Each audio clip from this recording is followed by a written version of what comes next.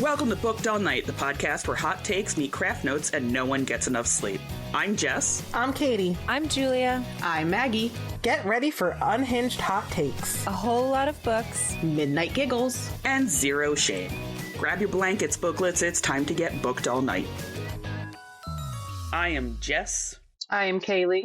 I'm Julia. And tonight we are finishing our discussion on Catching Fire. If you have not finished Catching Fire, then hit pause and go back 20 years because it's been out for a while and you should have finished it by now, but whatever, we'll be here.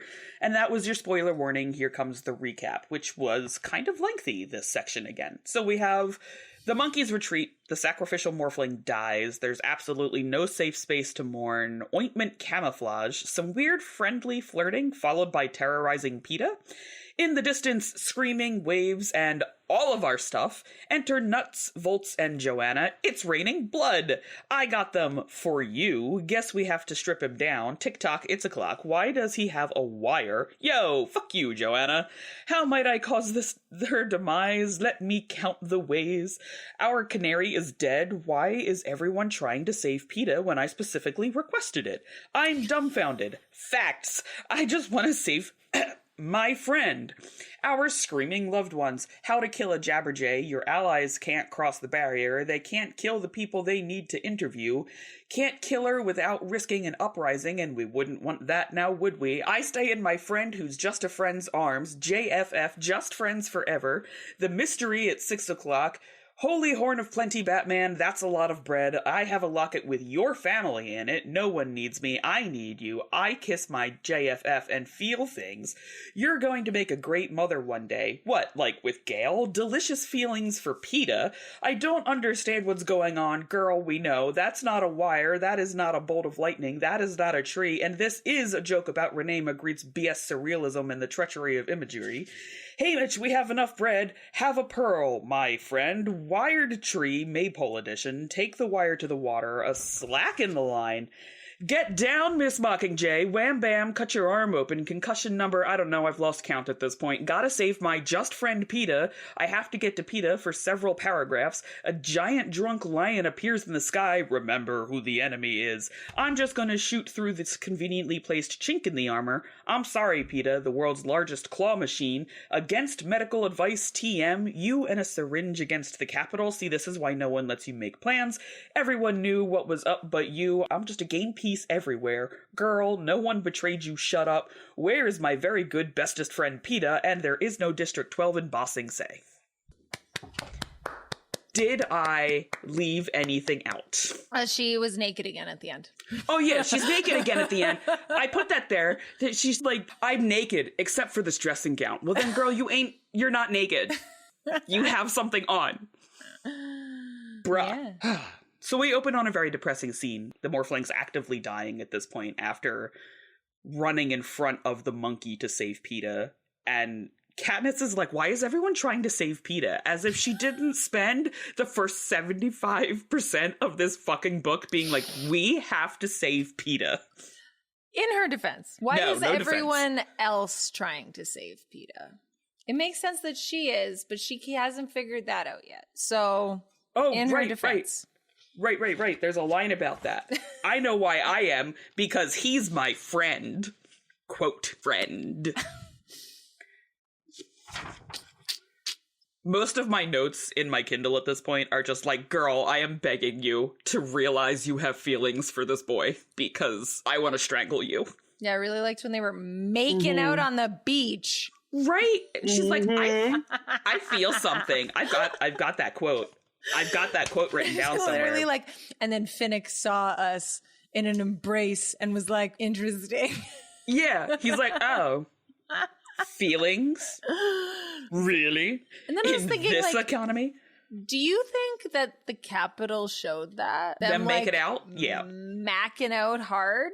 Mm-hmm. Well, then that like defends my point that I made in the first book that people are fucking. People be fucking. I have two theories on it. One, if Peeta and Katniss, I have to say it very carefully, Peeta and Katniss are actively macking on each other, that's almost guaranteed to be the focus of the camera and the broadcast, because they're like, look, they're so in love. That's true. Which means everybody else gets to be like, hey, so about the bread and the code. It's true. And the other part was when Joanna just shouts up at the sky. She's like, because that would mean there'd be a rebellion, and we wouldn't want that now, would we? All the districts at the same time rebelling? What do you mean I'm not being broadcast right now, tying things together? That's insane. Oh, who could have thought? Do you think the Morphling also knew to protect Peeta? Yes. Yeah, because that's part of the tributes that... Sorry. No, specifically the victors from 3, 4, 6, 7, 8, and 11 each had pieces of the plan, and the Morphlings were from District 6. That's fair. I was listening to this one and not reading it because I didn't have a lot of time. Yeah. TikTok. Yeah, TikTok. It's a clock. I'm confused why the bread was never, like, questioned by her more. Yeah. Why she was She got annoyed with it. Yeah, she was like, they keep sending bread. How dare they feed us? But remember when one loaf was, like, so expensive and, like, oh my God, wow, and it means all of this. And they're sending dozens. Like 20. 24 every time. And no one, and she's just like, and then they sent more bread. And I was like, okay. Yeah. Gifts don't mean anything now, I guess. Wildly over her head. I was annoyed that wasn't brought up. I was annoyed with so much, mostly her lack of introspection. Like, we talked about it last week, where she just, like, constantly overthinks everything around her. Like, this whole section, again, was like, I could kill them in their sleep, and I could just kill you and you. Okay, I guess the alliance is over, so I'm gonna murder you and you and you and you. And that's just her immediate reaction to things, which... Fair, you're in the arena where that's supposed to happen. Cool beans. But, like, she's even got that feeling when people are helping her, and they're like, here, have a piece of bread. And she's like, I could kill you with this piece of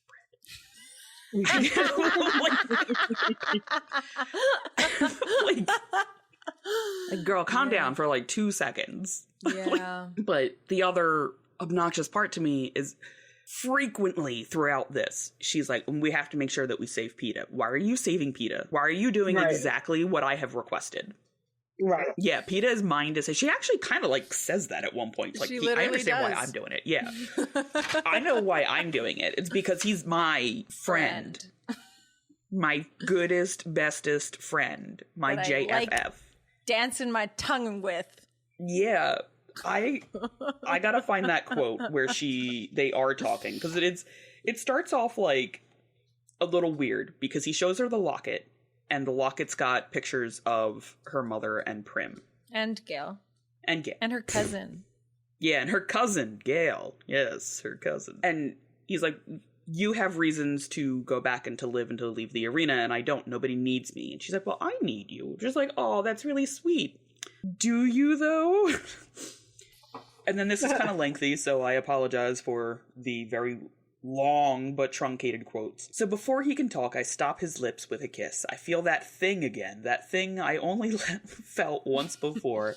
Yeah, I laughed like a 12-year-old too, don't worry. In the cave last year when I was trying to get Haymitch to send us food. I kissed Peeta about 1,000 times during those games and after, but there was only one kiss that made me feel something stir deep inside. Only one that made me want more, but my head wound started bleeding and he made me lie down. Concussions just getting in the way of everything. This time, there is nothing to interrupt us, and after a few attempts, Peeta gives up on talking. The sensation inside me grows warmer and spreads out from my chest, down through my body, out along my arms and legs to the tips of my being. Instead of satisfying me, the kisses have the opposite effect of making my need greater. I thought I was an expert on hunger, but this is an entirely new kind. Girl is horny. Yeah, there was no the apex of my thighs, which is like yeah, a tingling sensation all over my body. Nope, girly pop. It was somewhere else. But okay. And then when I wake up, I have a brief, delicious feeling of happiness that's somehow connected with Peeta. I wonder what that was like. It's friendship. That's what that feels like. Friendship just feels like that whole description. Oh, I don't have very good friends then. Yeah. Like, I read the smuttiest of smutty books, and that made me feel more uncomfortable, especially finding out that she's only actually 17. Yeah. And she's like, I'm pregnant and married. And no one, that doesn't actually bother anyone. No one at any point has been like, but you're only 17. I mean, to be fair, the attitude they have toward that, like, we know from her description of Finnick, they were like, well, because he was only 14 when he won, they had to wait like 2 years before they could You didn't have to bring that back up. I had to, I'm sorry. It ruins the mood, and it's almost like we have a podcast dedicated to deep diving into literature. Makes me feel so uncomfortable. I will say the ending, where you find out that Finnick knew a lot about what was going on, puts his whole introduction like that much more hilarious, because he's trying actively to be friends with Katniss, and she's like, get the actual fuck away from me. You like, no, I don't want to me. Fuck you. He's like, I don't want to fuck you either. Yeah. She's out here like, I have a boyfriend. Actually, I have a husband. He's like, you can't afford me. Yeah. Girl, you have no secrets. There is actually just a Katniss Everdeen stream that President Snow set up. Pretty much. And we watch it like we watch all those baby eagle streams. Yeah. You know what I was thinking while I was reading this? That you were thinking, girl, you're horny and he's not your friend? Well, just to shift gears just like a little bit. Okay. The clock as an arena is fucking boring because you know what is going to happen. So you're like, oh, the thing goes off at 12. I'll just go to the 11 o'clock spot and then you can just slightly... Yeah, but really, then all the other participants, if they figure that out, is going to do the same, and you could wind up in the same area trying to kill each other. Yeah. Well, don't hit me up with logic and reason. I thought that was a smart take. I do feel like there were sections that were significantly less threatening than others. So, like, in the Blood Rain section... And you could be like, I'm just going to hide out here till that tree gets hit. Cool. Now I can walk around and follow them around and then rest for like the next couple. Like, I don't know what the hell was going on in the 6 o'clock hour though, because that's the one where they had one of the crane. No, the crane comes down and picks up 5 pieces of the same tribute. Yeah. We never find out what's in the 6 o'clock hour. And I'm a little terrified of what's in the 6 o'clock hour. Right. Plus, there was the insects that we never, like, we only ever heard the insects. We never really interacted with the insects. The blood rain, I think, occurs twice because it happens when they're like, oh, I'm going to put my head up and drink something. Oh, that's blood. That's disgusting. And the other one was that Beatty and Wyrus and Joanna had come from that, so they were covered in blood. It just seemed a little more predictable than the other arenas, which to me made it boring. It was also... tighter. Yeah, it was really small. They knew where the edges were. Yeah, they specifically like mathed that out, and they were like, this is so much smaller than the arena we had last year. And the other tributes with them were like, yeah, my arena was enormous. This is like meant to put us on the beach for us to fight so that we're not able to like rest or have any sort of... But also, wasn't it set up so that way they could rebel and get out, and that would have to make it a little bit easier, where that way it's a circle. They only have so many like ways to go and places to go, and that little vibration in the thing is going to show itself. That's a good point. Yes, and that's from Plutarch. Yes, and I think it's fair to say that like it's not that crazy of an arena because it wasn't meant to. It was meant to be easy for them to see what they needed to do to get out. I love this. I make a first layer point, and then Katie's like, nah, bitch, there's layers to this. And it's like, perfect. Yeah, that makes sense. The person helping the rebellion, designing the arena, would make it so that it wasn't that bad. Like, I mean, it really does seem bad when you think about it, with the monkeys and the mockingjays and the insects and like all this crazy shit going on. Because to President Snow, it needs to look like, hey, we are trying to kill the tributes. But also, let's not make it too crazy so that way Katniss can figure it the fuck out. But Katniss doesn't figure it out. No. Wyrus figures it out. Mm-hmm. And then shortly after being like, TikTok, and everyone was like, yeah, TikTok. But TikTok. Katniss is supposed to figure it out because he gave her the hint with the clock. Yes, but it's Katniss. He just doesn't know that she is just too dumb. Yeah, exactly. Yeah, it's annoying that Katniss gets the credit for figuring it out. Yes. There's a part in here where she talks about what a difference a day makes, because yesterday Finnick was on my kill list and now I'm willing to sleep with him as my guard because he saved Peeta and he let Mags die. And I hated her take on this as a character because I feel like it diminished the sacrifice that Mags made by walking into the fog. Also, the descriptions that we had of Mags walking into the fog was that it happened so fast that nobody could have stopped it. Yeah. That she just got up, gave Finnick a kiss, and then walked into the fog. And I think that attitude also diminishes what the Morphling did to save Peeta. Mm-hmm. That, like, okay, well, I'm glad that Peeta's okay, but why the hell would you do that? And, like, even while she's holding the Morphling's hand, she has a moment, she's like, I want to get up and leave, but the Morphling holds her tight. And she's like, well, I'm not cruel enough to just rip my hand away. And I'm like, you were just talking about murdering Finnick in his sleep like 2 chapters ago? I think perhaps you are that cruel. She didn't want to. She just felt like she had to. I really like when she's like, it's only a matter of time until Joanna and I kill each other. Yeah. Okay.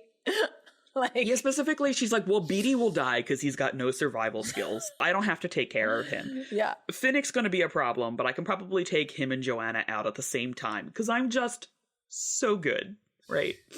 Which is such a rebound from where she was in the Hunger Games, where she's like, I don't know how I'm never going to be able to win this. I'm so bad at everything, and everything I touch dies, and I can't do anything right. And here she's like, you people suck. Pathetic. I'm the best, and fuck everybody else. Agreed. Yeah. Yeah.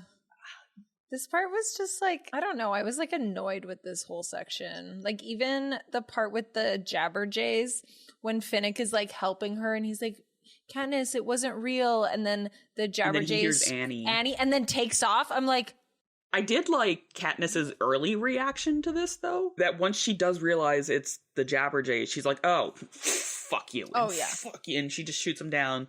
And she does the same thing when she finally finds the one that's screaming like Annie. Mm-hmm. And I feel like having Beetee confirm that the Capitol could just make those noises really took away from the terror of that moment. Mm-hmm.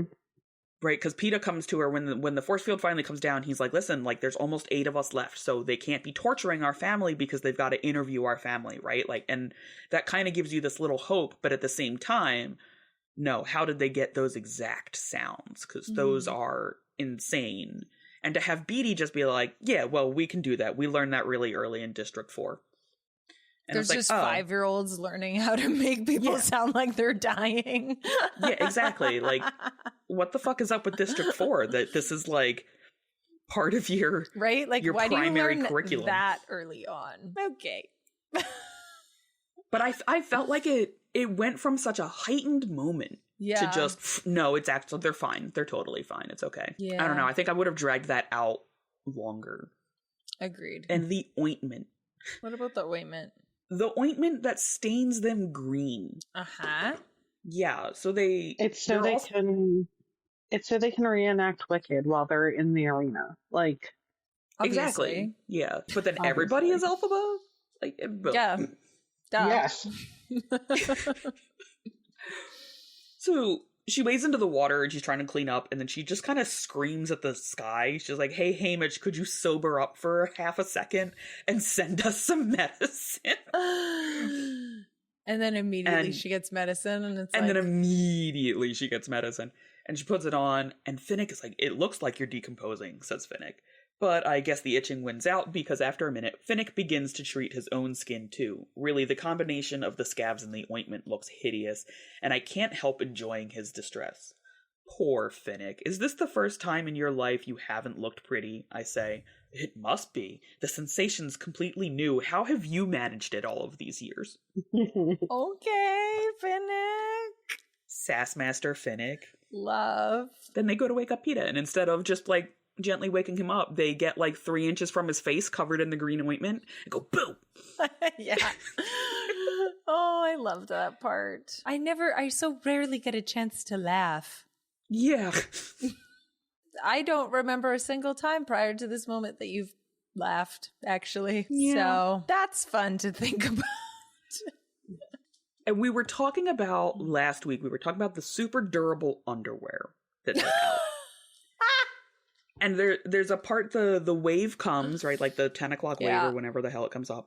And it wipes a whole bunch of stuff out into the salt water. Mm-hmm. And they manage to grab a few necessities and weapons and food and things. But they just let the suits go because of, like, whatever, they're damaged. And I'm like, so are you just in your underwear? Correct. I'm confused why they didn't include that in the movie, but... Right? But I've got 2 things now, because Katniss is canonically really skeeved out by, like, nudity. Wouldn't she be uncomfortable if a guy was just there in, like, I can't imagine they gave them boxer briefs. They're probably there in, like, little Speedo editions because it's the capital and they're fucking weird. We never get a description, so we don't. Unfortunately, we can just picture them all in Speedos. Nope, tighty whities. Canonically tighty whities. I feel like they would have given them boxer briefs. That's more like of that. Phoenix in the male song. Yeah, a male Speedo. Perfect. The other part is when Beetee does show up, she's like, well, I guess we have to get him naked to check for wounds. And she's just totally okay with old man nudity, but not nudity of men that are near her age. Yeah, I never understood why she was just like, and then I got Wirus naked. Yeah, we just strip him down. It's fine. Yeah, why did they strip them down? Oh, because they get the blood off. Yeah. They were, like, cleaning them off and, like, making sure they didn't have extra wounds and things. And I'm like, okay, so this you were okay with, but you couldn't look at Peeta when he was just like, I have a giant gash on my leg, and you knew exactly where it was? Question mark? She would have had some tingly feelings in her toes. For her friend. She would have had friendly feelings for her friend. Her just friend. Yeah. Forever. The inner friendly goddess. Yeah. Yeah. That's what that beast was. It was a cow this whole time. It was a murderous cow. It was a cow. How do we feel about her not realizing that Joanna cut her tracker out of her arm? Very angry. I was like, how do you not know what's happening? Well, first off, she's got her umpteenth concussion for the series, right? By book 2. And she gets her tracker cut out of her arm, and she's laying there, and she's like, am I dying? Am I close to death? And I want to be like, you've been stabbed in the other games. Like, you got wounded from things. I feel like you would know in, like, presumably in your bicep, right? Was an artery that would just let you bleed out. I feel like it's on par with Katniss, though, that she has no idea what's going on. But also, when I try to think about it logically, right? And that's really hard because Katniss doesn't think logically. But when I think logically about it, it's like, if Joanna did what she did and said, stay down, I wouldn't think Joanna's trying to kill me. That's the part that pissed me off. But she could have done it. Yeah, was that she deliberately said, stay down. And she hissed it. She didn't yell it at her. 2 other victors are coming. I like how she's laying there and she's like, I'm gonna die. This is the worst. My friends, my family, fuck, Peeta! Yeah. Like, takes so long for her to get there. I was like, I feel like there's someone here that you should probably care about. But okay. And not only that, it's like, stay down. And she's just like, nope, and gets right back up.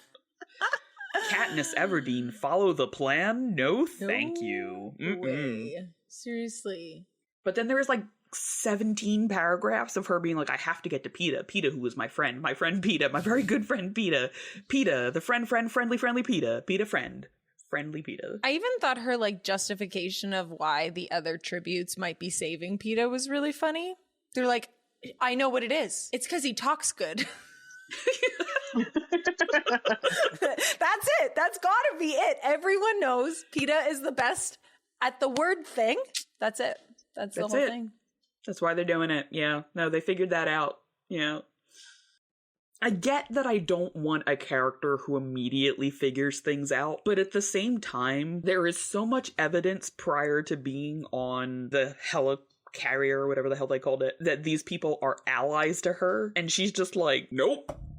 Almost like a toddler just sticking their fingers in their ear and closing her eyes and just la la la la la la la la la la la la.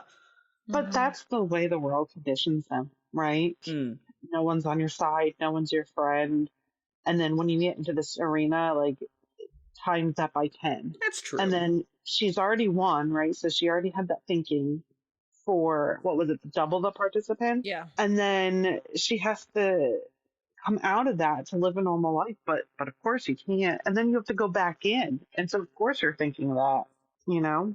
Especially when you're not told that you're part of this plan. And for good reason. Like, I would not have told Katniss anything about the plan. But, like, she has no idea what's going on. So, of course, she's going to be like, Finnick is trying to kill me. Joanna's trying to kill me. Everyone's trying to kill me. And I got to kill them. I would believe Joanna is trying to kill me in this sense. But Finnick actively saves her district partner. And if he was just going to kill them, why not just let him die? Well, he's got to kill them at some point to become the winner. It's true. It's true.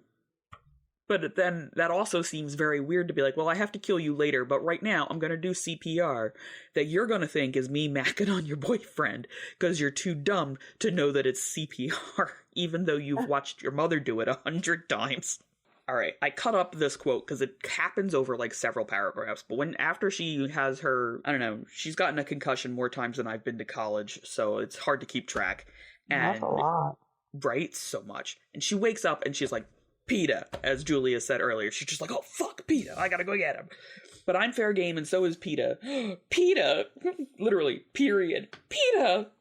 My eyes fly open in panic. Peeta is waiting up by the tree, unsuspecting and off guard. Maybe Finnick has even killed him already. I don't know. I only know that I must get back to Peeta, my friend, and keep him alive. Peeta, my dying wish, my promise to keep him alive. My heart lifts a bit when I realize he must be alive because no cannon has fired. I have to move faster. I have to get to Peeta. The boom of a cannon pulls me up short. I force my legs into a run. Peeta, Peeta, Peeta, my friend, my dearest friend, my true friend, Peeta. And even here, she doesn't realize she's got feelings. Just like maybe one feeling. Just like one feeling is right. Just a little itty bitty, maybe I do have a feeling for him. Would have been nice. Pinky toe. The part where Peeta's talking to her and he's like, you'd make a really good... And she's like, with Gale? Literally.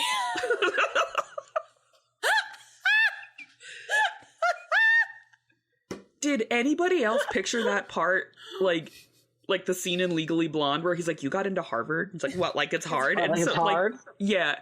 And in my head, it's just, you would make a great mother. What, like with Gale?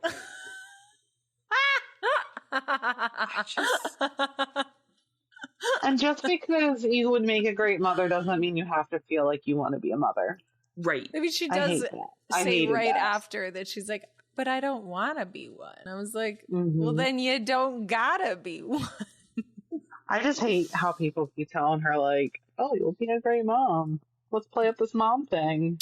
It's true. I guess it is to keep her alive. And then I forgot that, you know, she was pretending to be pregnant. So they have to play up this mom thing. And I'm just like, stop telling her she's going to be a good mom. Oh, wait. Oh, wait. You forgot that she was playing for the camera. You forgot that she was pregnant as much as she forgot that she was pregnant. Exactly. She is the only one not playing up her pregnancy. Everybody else is like, I'll get that. You shouldn't. In your condition. Every last one of them is like, oh, a pregnant woman shouldn't be doing that. And you are pregnant, aren't you, Katniss? Aren't you? Aren't you? A 17-year-old pregnant girl? I mean, wouldn't it be crazy if she got out of the arena and they had made a show called 16 and Pregnant? It would have been 17, but yes. Yes. 17 and pregnant, and I murdered my baby daddy. And all of our friends. And all of our friends. And then somehow she would then have to become pregnant to perpetuate the lie. That's what Gale is for. That's the only useful contribution. But the baby is going to come out tall and lanky, like, I guess by then. Anyways, never mind. We have weird theories. I just gotta put it out there. Do they fuck in the arena? Gross, they're kissing. They haven't brushed their teeth in weeks. This was only 2 days. Yeah, this is like 3 days. Yeah, the beast is the cow that's ripping them apart. Yeah. Like the bunny from Monty Python. Yes. Big, sharp, pointy teeth. So she gets to the top of the hill where the lightning tree is, and she realizes that Beatty was going to take the stick and, like, put it against the force field and zap it out with the lightning. Then she sees what they keep calling, like, a chink in the armor of the force field, and she shoots an arrow through it. I never pictured it like she was shooting through a conveniently placed square in the force field. I always thought that she was shooting an unnaturally timed arrow at the force field. I mean, when I think of, and I hate this word for obvious reasons, the chink in the arena in the force field, I always thought it was like, maybe like, how you can see like a small vibration, and it's very, very small. It's like blink if you miss it. That she's shooting like there, and there might be like a small, tiny little like nick that she just has to hit perfectly. I don't think it's big enough for her to be like, oh, there it is. I have a pretty wide space to hit, Like, the description felt like it was, here's this giant wide space to hit, which makes, like, that whole plan seem a lot less impressive. Yeah, because the person that followed through with the plan didn't know that there was a plan. So if Beatty had stayed passed out and she didn't see the knife and like kind of figure it out in 2 seconds, what would have happened? Yeah. There was no one else to do the thing that needed to be done at that point in time. Yeah. Her like, I need to do this plan right now. It's like, well, in 12 hours, the lightning's going to hit again. So it didn't really make sense that she got so like worked up over it. Like, why did you have to follow through with that plan? You could have just run away. Yeah, her especially. Like, I can see the people who know about the plan being like, no, it's got to be this one. This particular tree at this particular time. Not 12 hours from now. No. Ha ha ha.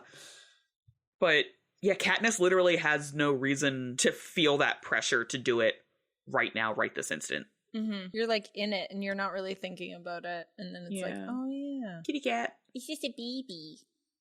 Well, that and like she knew people were coming, and the words from Haymitch came to her, like, remember who the true enemy is. Yeah. I don't know why that wasn't a mantra, like the whole fucking book. Right. I'm glad that it wasn't, though. There have been other books that have had this moment. Oh, like we don't need to be reminded. It's like in Fourth Wing when they keep being like, Violet, she's very weak. Just so you know, I don't know if you remember. But she's weak. She's super weak. I don't know if you guys know this, but Violet is weak. Yes. You're like, oh, is she? Exactly. And then conveniently, like, they forget about it at one point, and then they come back and they're like, by the way, do you remember that? Super weak. Super weak. What was the other one we read with Rune and Gideon? Heartless Hunter. Yeah. That was another one that was like, she's so small and he's so big, and all the time. He towers over her and she's so small. That sounds like a fetish thing. Right? It does. I don't need to read that book. That's definitely a fetish. Yeah. He's so big, and she's so small. And there was, I know we didn't do it for the podcast, but I think it's the second book in the Red Queen series. Almost every 2 chapters is anybody can betray anyone. And at that point, it's like, I get it. Now I just need you to betray somebody so that this, kind of pays off. But I don't think that this needed to be repeated. I think this came at the right time so that she wasn't like, well, Beatty's on the ground, let me shoot him. Easy prey. Yeah. Yeah, I think it kind of like puzzle piece clicked for her at that moment that something's going on that, no, I don't understand, which she says all the time. That one has been a mantra throughout this book. I don't understand. I'm dumbfounded. And I'm like, girl, I know. You don't need to keep telling me. Yeah, I guess. Okay, I wish she had remembered that a little earlier then. Yeah, I can see that. It just seemed like there was so much going on. And then for her to be like, and then I'm having this actually good thought. I was like, I feel like this thought needs more space than it's given. And I'm standing in the tornado while you have that thought. And I wish I had that thought before we were all standing in the tornado. Where would you put that memory, though? I would have put it when she was laying in the ground after Joanna cut her fucking arm open. That's where I would have put it. Also, speaking of, when she cuts her arm open, did Joanna just take the tracker? Maybe she, like, smashed it or something. Yeah, so, like, if she smashes the tracker, wouldn't bits of the tracker be nearby? Like, it's just, like, a little tiny pill. So, right, that could easily be lost in, like, the jungle floor. I guess. Or Joanna just takes it with her and, like, fucking tosses it. She takes it with her. She's like, I'm the Katniss now. I mean, maybe to make it seem like Katniss is still running. Maybe. To hide it from the Capitol, because Joanna and Peeta are the ones that get caught. Yes. So maybe she still did have Katniss's tracker and they were trying to catch both of them. Maybe. Because I'm picturing, like, smaller than a grain of rice. I never pictured it that small. In the movie, it's like a needle that goes into her arm and then that's it. It, like, shows it. Feel free to picture it however you want to picture it, but... I'm picturing it like a bus stop is how I'm picturing it, and I'm mad about it. Oh my gosh, when Joanna throws the axe and it embeds itself into the cornucopia because the gold is warm from the sun. Yeah, the gold in cornucopia. Like, so, bitch, you mean you could touch it and your hand would just, like, sink in? That's how warm it is? What is the melting point for gold? Let us find out. Like, I know gold is a soft metal because, like, it bends easily. I guess, like, if the cornucopia was made of fucking sheet metal. But it seems like it would be a little tougher than, like, that? I don't know. According to the internet, the melting point for gold is 1,948 degrees Fahrenheit, and that's... Okay, thank you, producer Rob. Let's look up the flexibility point of gold. Okay, so it's actually, like, reasonable for her to embed an axe into the side of a cornucopia.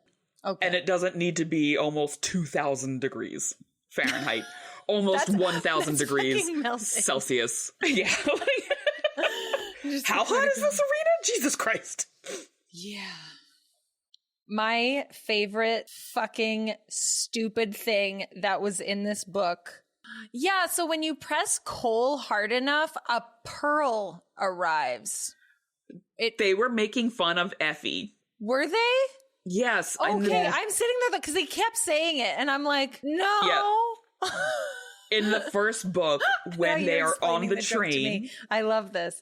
I was so mad. Yes. In the first book, Effie says that on the train. She's like, like, when you put enough pressure on coal, it becomes a pearl. And they're both sitting there like, that's not how that works. Okay, see, I'm sitting there like, that's not how that works. Finnick was too. He's like, no, that's incorrect. Yeah. Oh, the fucking pearl. The moment she got the pearl, I was like, I forgot about this fucking stupid. For the next book, that's the thing that we're gonna hear about. I rubbed the pearl in my fingers. I don't know if you and thought about my friend Peeta. I just rubbed the pearl. I can't wait for her to rub the pearl in the parachute for the next 400 pages. Is that what we're calling it now? Rubbing the pearl? That's what I call it. What do you call it? I call it moo. I don't call it moo. I want to clarify. Your husband pops in? Yes, you do. Yes, she does.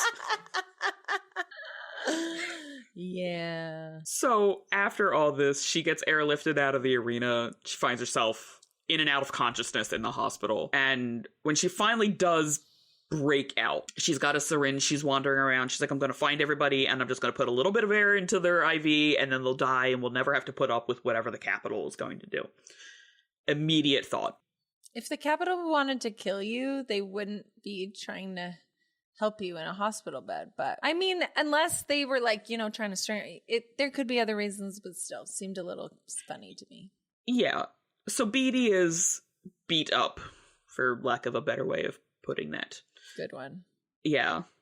Excellent. And she's like, I could just put like a little air bubble, it'll be fine, but first let me find Peeta. And she wanders around, and she wanders into the meeting where Haymitch and Plutarch and Finnick and everybody are, and she's like, the fuck? I'm really glad that she didn't put the air bubble into Beatty's arm. Right. Like, proactively. Yeah. Could you imagine?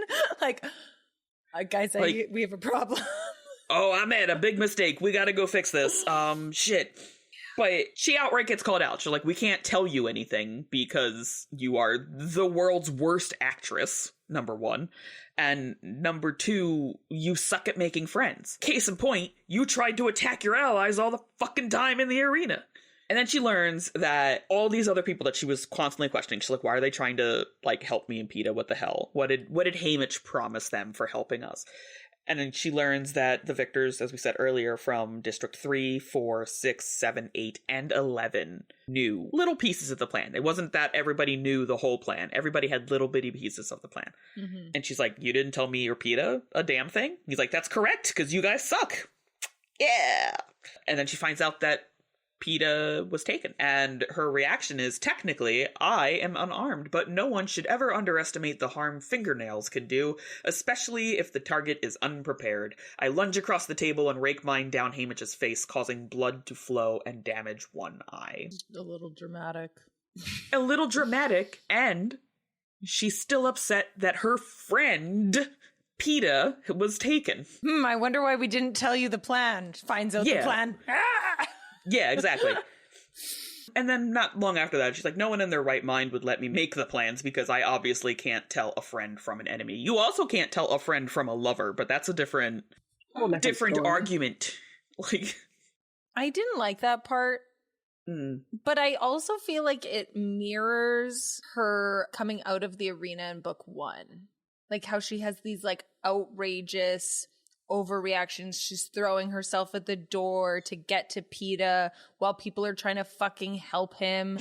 Then she gets out of the arena again, is fucking batshit crazy again, having outrageous responses to things. And like, is that kind of a reference to trauma, I guess? Like the author kind of showing when people are in, high pressure situations and they come out, they struggle to adapt to real life. More. Like some people do struggle to adapt to real life more. Like, yeah, I don't know. She's one of those. I would say it's more of an echo and callback to, they both come out and Peeta's like, oh, we're in love. And she's like, oh, hey, no, we're not. We can finally like stop doing that now. And so it becomes, okay, well, we did this and now Peeta can't have Katniss.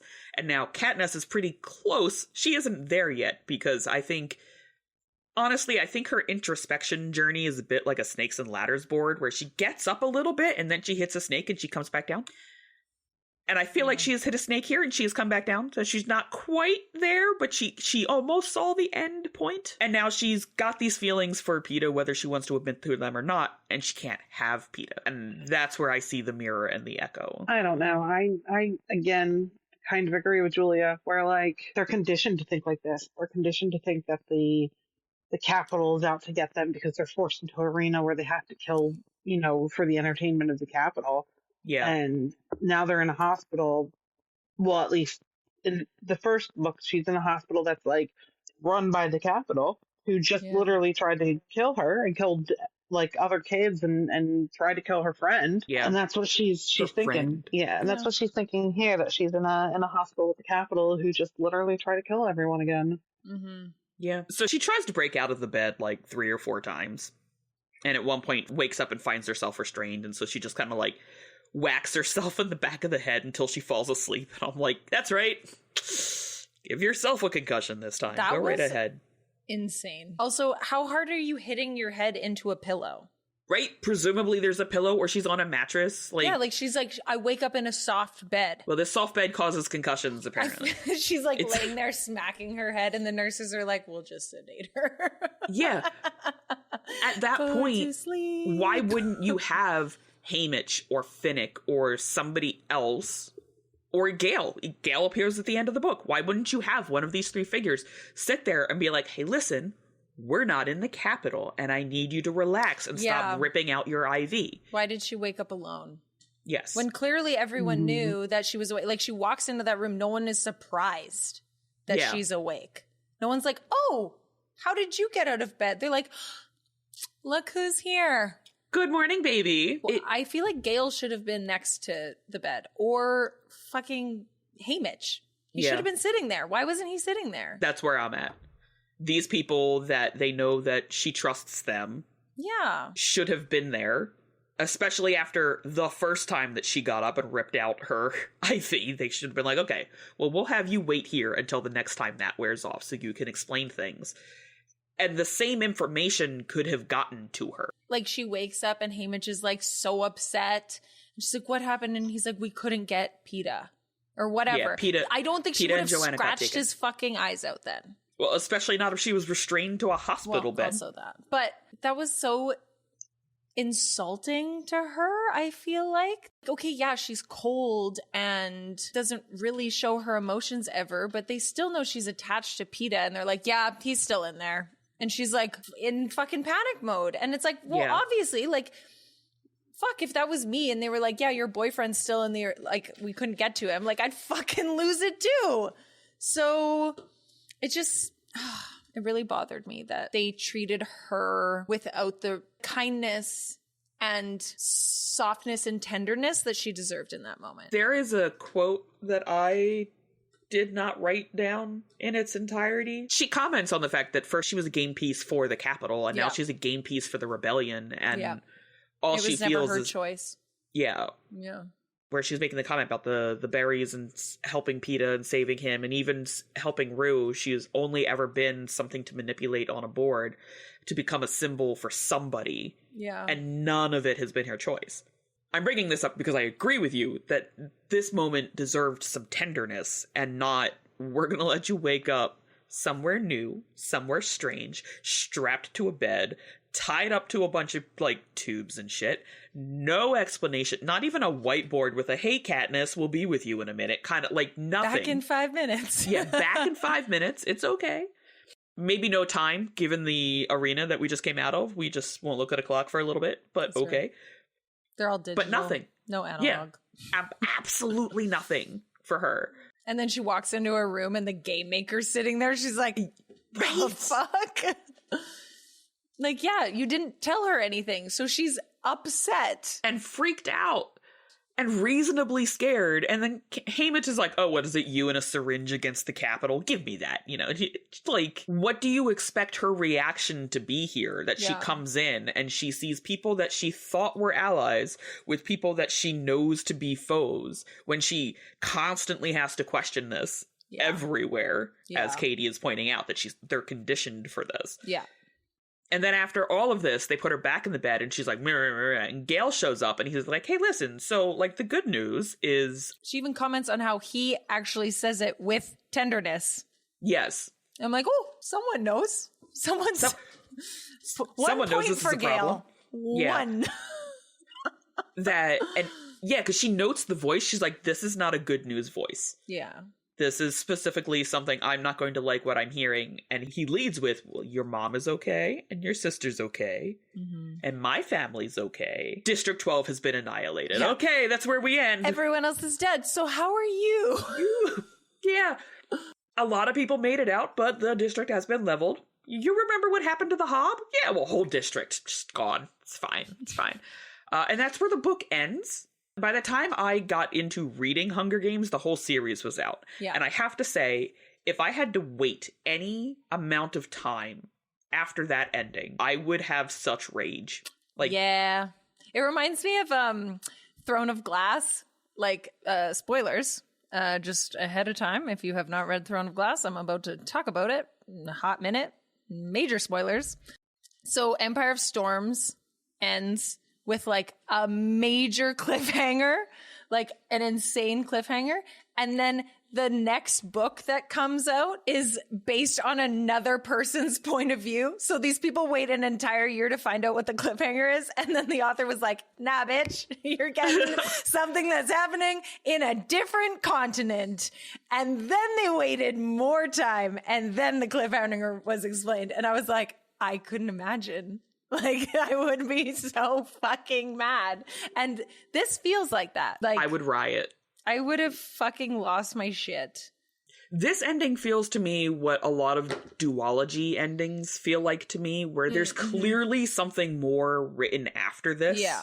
Even if it's just to kind of tie us up and put us in District 13.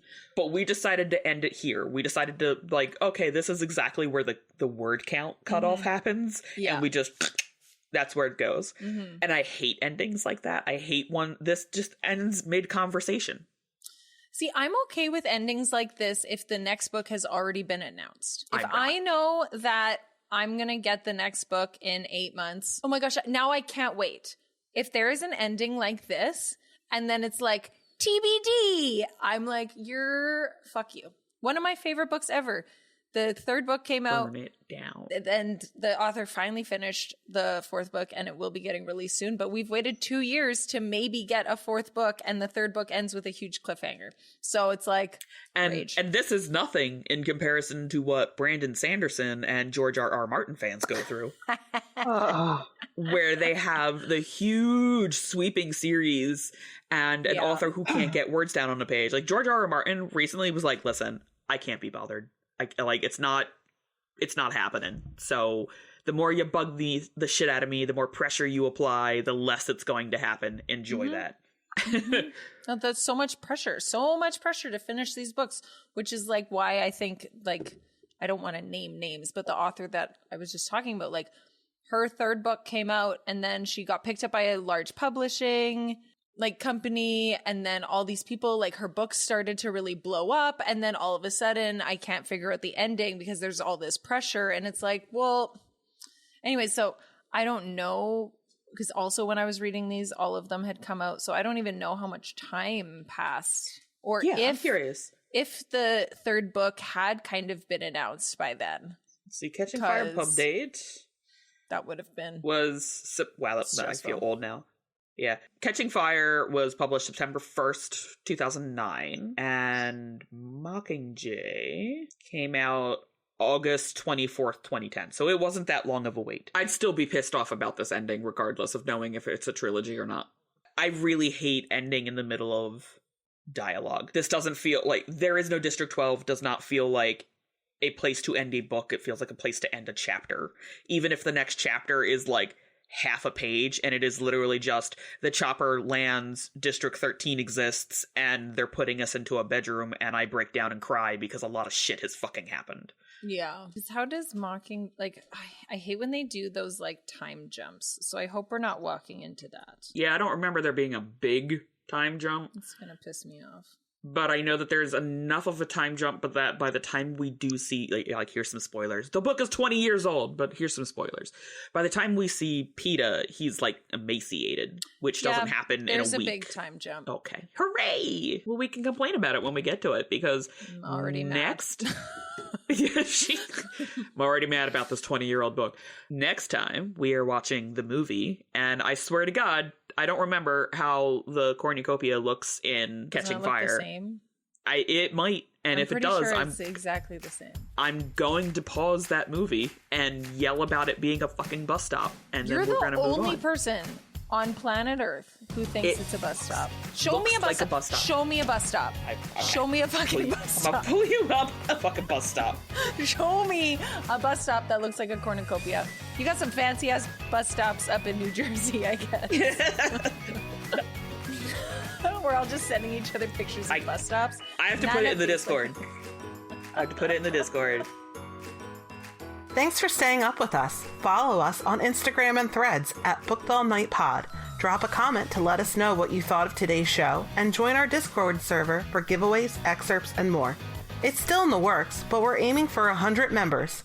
Catch our live author interviews on YouTube and leave a question for our guests on our Discord server.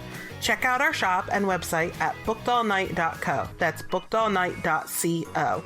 And if you're loving the chaos, don't forget to rate us 5 stars. Until next time, booklets, and remember to stay booked all night.